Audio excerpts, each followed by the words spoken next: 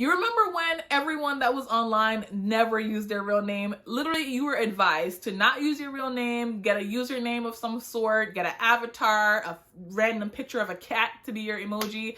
Well, times have changed significantly. In digital spaces, you want to build trust with your clients, stakeholders, potential leads, audience, or people that are a part of your community or your followers. And in order to build trust, you have to engage and interact.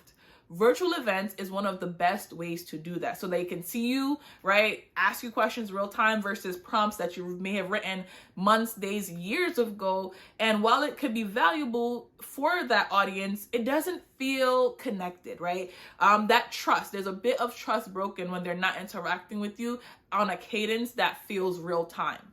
I'm Georgie from GSD Solutions, and we help our clients to amplify virtual events and live streaming experiences to grow their businesses and so on. So here are some tips that you can use if you want to build trust with your stakeholders in a digital space. Maybe you host a monthly Q&A or Ask Me Anything session where folks can come on, interact with you, see you, ask you a question, and you say, hey, you say their name so they feel represented and feel seen by you, right? That's one way to build trust.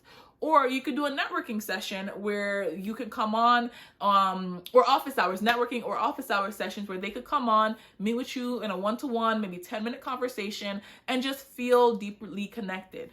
Another way is by live streaming to your audience, right? So live streaming on places like LinkedIn, which is one of the most powerful and the largest professional network in the world, right? They just hit 1 billion not too long ago. And if you're watching this 10 years in the future, maybe we're at 5 billion, who knows, right?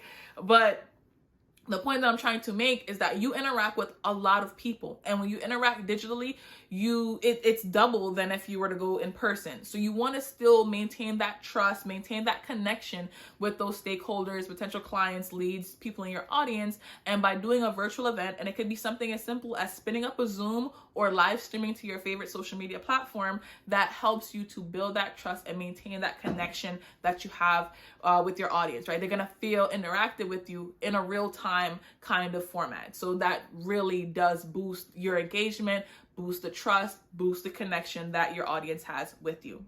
If you found this video helpful and valuable, you know what to do. Go ahead and like it and subscribe to our channel. If you need further help, we're here to support. We could get on a call with you. So just reach out to us at GSDSolutionsinc.com. But until then, I'll see you in the next video. Thanks for watching.